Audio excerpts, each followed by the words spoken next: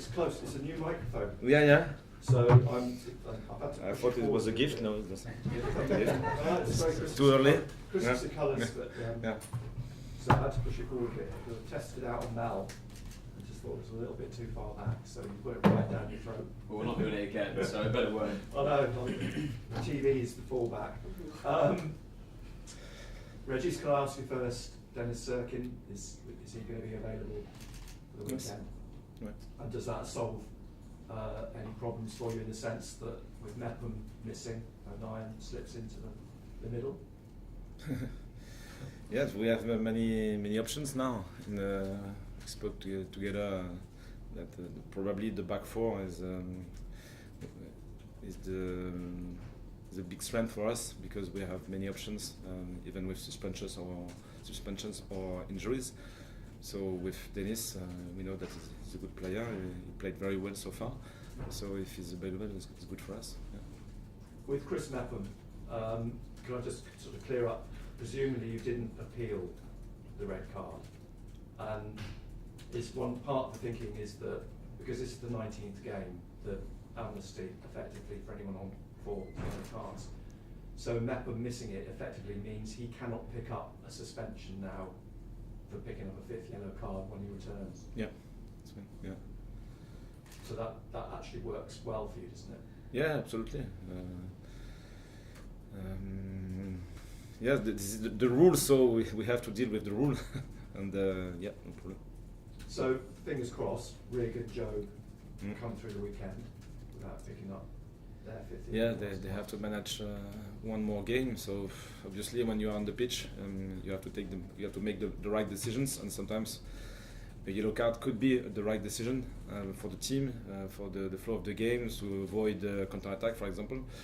So we'll see. And so far, they managed the situation properly. It was the case for Trey as well for a long period. But at the end, I don't know if you remember how he received the 5th yellow card. It was an offensive action, and he could have scored, but didn't. And so in the game.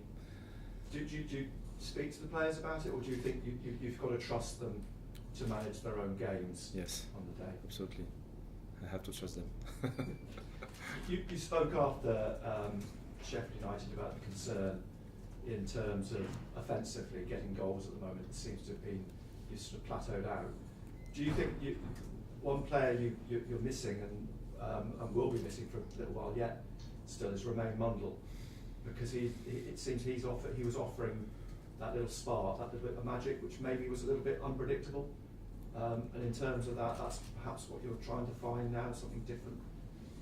Yeah, it's always difficult to assess what we need to be more efficient, because, for example, the 3 last games we created many chances, more than our opponents, and at the end of these games we only win 2 points, so it's not good. For sure. So it's a question of collective dynamic. It's a question of improving many details, and some of these details, but it's not only the only ones are the player available. And we know that some players, like Romain, for example, is able to score even with small chances. So it is important for us, but at the moment he's not available, so we have to deal with the situation, and we won't wait for him to score again. So I think we have many elements to develop in our team. Probably it's the only focus we should have at the minute, and how we can create more chances, how we can convert the chances we have to score, and I think we have the potential, and we have the players in the team right now to do it. You must be pleased with Tommy Watson then in that respect. I mean, I think he was probably one of the outstanding players at Sheffield United. It's just that with him and with Patrick, it's that final ball, the decision making at the final sort of movement, if you like, in the penalty area. Yes, probably the final third is the most difficult area, because the the goal is not big. It seems always shorter than expected, with a big goalkeeper, and it's not only the two wingers, it's not only the striker, it could be the two eights, it could be obviously with our set pieces as well, because we obtained maybe 30 set pieces during the last 3 games, so many options to score. It comes from everyone. We talk a lot about our striker at the beginning of the season, and we said if we don't have striker, we can't score. But so far we scored maybe 25, 26, 27 goals. So it's possible to score with other players, not only a winger or someone else. So it's a question of responsibility, of taking risk, and probably the counter-pressing, the set pieces, and so on. So many details we can master, and we can develop during the training session, and probably the confidence we should have as well, because we are able to do it. And in terms of, you just mentioned the wingers there, the wingers, Patrick and Tommy, they like to cut in, they like to bring it into the middle. Have you worked on the old-fashioned wing play, if you like, getting the ball down the touchline and crossing from the touchline into the penalty area? We have in our game model, the wingers are very important because they are always on the flanks, and we are building the game from the back, and one of the main ideas is to give the ball to the wingers, and then it's like a trigger to accelerate and to find spaces and combinations and so on to disturb the defense. So the responsibility is very high, and they can touch many balls, so it's not an easy job, really. It's probably a different kind of personality, because you have to face with 1v1, 1v1, 1v1. You can fail and you have to do again, because the responsibility is very high for the build-up. And I think at the minute it's like a house. We built our foundations. So for the offensive phase, for example, we started with the build-up from the goalkeeper, then the middle of the pitch, how we can unbalance the opponent, and with always in our mindset how we can deal with the counter-attacks as well. So it's a big culture, a big part of the culture, and because many players are involved in that phase, I think 11 players are involved in that phase. It's very long and tough to develop this part of the culture, and I think, for example, at Sheffield, it was very good, especially during the first half. We dominated this part of the game, and they struggled a lot to press us, and we found solution to avoid that pressure. And after, it's like, so the house is, so it's done, and we have to finish now the game, if I can say this like that. And probably we have to spend more time, and we are thinking about that with the players and the staff during our training session right now in the final third, because this is like the third part of the build-up, and we have to find solution and to get new experiences and so on to be more accurate. Was it a bonus to have the game in hindsight on the Friday night to give you a couple of extra days leading up to the Stoke game, just with a couple of players maybe looking slightly leggy, slightly tired? Yes, it's still useful for, I think, for the players, because the week was intense, very intense. Even emotionally, it was intense, because at the end of the game, obviously, we were disappointed. And it's important to recover and to restart again with a new week. And for the staff and for me as well, it was very important to assess this sequence of 3 games, to watch what we did well, and this is our foundation. So keep going, keep developing this part of our game, and now we need this part. And in this part, probably it's not a cognitive part. It's more believing, it's more intensity, it's more pushing with what is the quality, the good qualities of a young team as well. So don't overthink, just push, and we'll see. And because we can trust our culture now, we can trust our players, our team, and now we have to push a little bit more. And this part of the season is very positive for that because we are still in the right place, and now we have to believe in our qualities. As you say, you're still in a good place, and the other sort of shift is, you know only too well, over the last couple of months, you've been having a lot of away games. You've been having 3 game weeks with 2 away games. That sort of switches over this month. You've got 3 home games and the 4, albeit it's a long journey to Swansea. Is that important, do you think? That could be a factor? Yeah, probably. Until the 4th of January, we'll have 8 games, and 5 of them at home. And probably will be very important to deal with properly with this period, because can make the difference. And I say it again, I think we are still in a good place. We have a good culture. We were really disappointed after the Sheffield game, and I think our fans as well, our journalists as well, because it was very clear that we dominated that game, and at the end we lost. So it's a shame, but it's the reality, and the reality is here, and we have to deal with it. So now this league is not finished. It's very long, so you can struggle for a short period. It was the case, I think, but not for the tactical point of view or the quality point of view. It's more a question of result, and result is everything, you know. But the foundations are still good, so we have to believe in it. And now this period is like a sprint, very interesting sprint, very positive. We enjoyed playing many games. So this will be a new opportunity to be back in the first part of the table with the good quality we have. And Stoke, you're going to get to know them very well over the next 6 weeks, with the cup draw now as well. What are your thoughts on them? I mean, probably as much like any other team in this division, on their day they can certainly prove to be tough.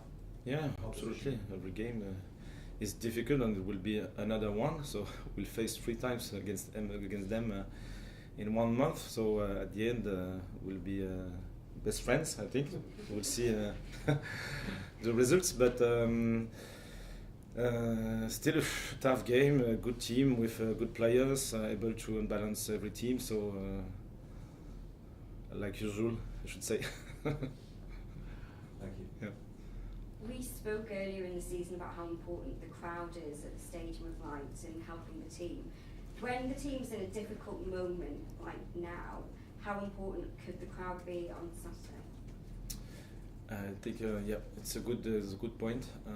The connection we have with our fans, they deserve to have positive emotions, and we need them to get back in the positive emotion. So sometimes it's like a circle. It could be vicious, or what is the opposite? Positive circle, something like that. You can find the word, please, Jonas. Supportive. Leave that with me. Yeah. At the end of the press conference. Yeah. So we can create a new positive dynamic with only one good result. And sometimes we spoke a lot about this idea. We have to deserve our fans. And the connection here, especially in England and at Sunderland, I think it's fantastic. One action can create massive energy in the stadium, and they can support the team, and it's like an extra energy to maybe be more creative, push a little more for counter-pressing, for another tackle, and so on. And this connection is obviously very important for us, and we need them really to... Not only them, because they can't play really. So we are playing. I don't play. The players are playing, and but this extra energy is very useful for momentum, for some specific actions during the game, and can create a difference. Yeah, I agree. This week, Christian Speakman spoke about the transfer window and about actioning things quickly, potentially. How are you feeling about the transfer window right now? Are you feeling positive about it?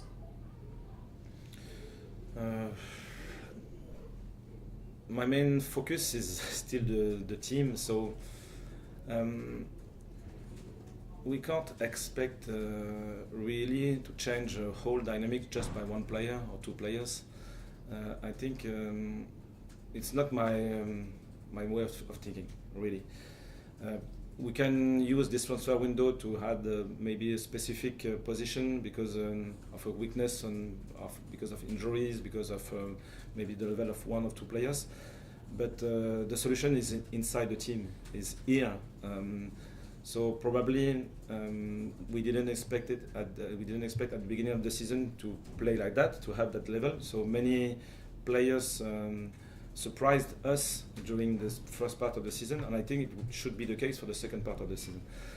With one or two other players, it could help, but it's not the main option. During the winter transfer window, it's not the easiest one because the story has begun from a long time. Maybe these players available right now didn't play a lot for the first part of the season. So how we can build this connection is not obvious. So it's very subtle, and the transfer window won't be massive, I think. And if we have to choose one or two players, it will be very accurate for the team and very subtle. So if you feel like the answers are already here, how important then is it? Does the emphasis then go on keeping those players who will be attracting glances from other clubs? Can you repeat, please? So is it more important then to keep the players that you've got who are attractive to other clubs? Yes, absolutely. I think so. And it's a question of responsibility and commitment. The solution is not outside. The solution is here. And when the players feel it, they don't have the choice. It's us. It's not something else. It's not the coach. It's not the staff. It's not the sporting director. It's you on the pitch. And I think this is the main focus we should have, especially with young players, because they can think that maybe the solution is outside of them. But I think it's their solution, and they have the potential to play in a better way, to win games and so on. Yeah. Thank you. Hey, in terms of, do you think it's just one more win and that'll get you back on track to where you kind of were at the start of the season? That all kind of the team needs to kind of get that confidence back and play again? I don't think we have a problem of confidence right now because of the way we are playing. If you watch the game against Sheffield away against that team first on the table, there were not lack of confidence at all. And I don't think that our attackers have this lack of confidence as well. But it's more a question of positive energy, and when you win, it's totally different in your head. And but at the minute, we know exactly when we lose or when we drew a lot. That's something we are missing. But with sometimes the complex system like that, when they are fed with positive energy, you can't understand why, but you can score from everywhere without thinking, and it's difficult to assess and to understand. Yeah. And is there any sort of specific changes you think need to be made to kind of get you back to where you were at the start of the season, or is it just a case of just getting back to the winning ways? No, I think the stability is a key. The changes, because I think the core of the team is set now, is very clear, and we can move one or two players, but we can't make many changes with the players available right now. I hope it will be the case later, maybe in 2 or 3 weeks, with many other solutions. Maybe with another winger like Jan Povida, with another midfielder, with Salis, for example, another striker, with Ahmed, for example, Romain as a winger, so we could have 1 or 2 solutions in every position. But the stability and the belief in our game model is the key, and it's not unusual to have even a long period of average results or bad results. It's possible, but history showed that even the teams who were promoted at the end of the season have 8, 9 or 10 games without winning, so it's possible. It's like we have to have this resilience. It's a part of the performance, and still believing in our system. Yeah. Kind of just finally for me, just kind of touching the timing of this game in particular. So a win here sets you up for kind of the whole December, doesn't it? It's often that key month that sort of dictates how the rest of the season can go. Yeah, it would be a massive month again, very exciting month, I think. Could make the difference or not, we don't know, because at the end of this period we'll have, I don't know how many games we'll have after this period. You know, Oscar? You are studying? No? Lots. A lot of games, yeah. So it's still possible. That's great, thank you. Régis, just going back to Friday, you mentioned already that you played well in that game, you thought the performance was good, and so how tough is that to take when you know you've played well and you've come away with nothing? Yeah, it's difficult, it's really difficult. Emotionally, it wasn't easy to cope with it, I think, because we want to win, and when you played so well in many phases away at Sheffield United, it's really frustrating to lose that game. But football is like that, the competition is like that, and we have to face with it and keep going. Yeah. And so, the same question, but to the players group, again, they know they've played well in that game. How do they take it? I think they talked a lot in their group about that game and the ambition we should have. And so far we had 18 games, so we faced with almost all the teams of the league. So we know the level of the league, and we were good in many games. So their responsibility is very high, ours too, but they can believe in their qualities, good qualities, their potential as a team, as a players, and as a player. And now it's a question of intensity. You have to give everything on the pitch, and at the end, you can't really control the results, but you can control your commitment, your intensity, your willingness until the end. And at the end, we'll see. Yeah. This is the main point at the minute. And of course, the preparation for all of this comes on the training ground. How much do you enjoy your time on the training ground and working on the patterns of play, the styles of play, etc.? This week was very good. It was a very good week, and it's a good sign because they are still involved. And as a staff, we have to manage these periods. We can, during training session, we can work on many different elements.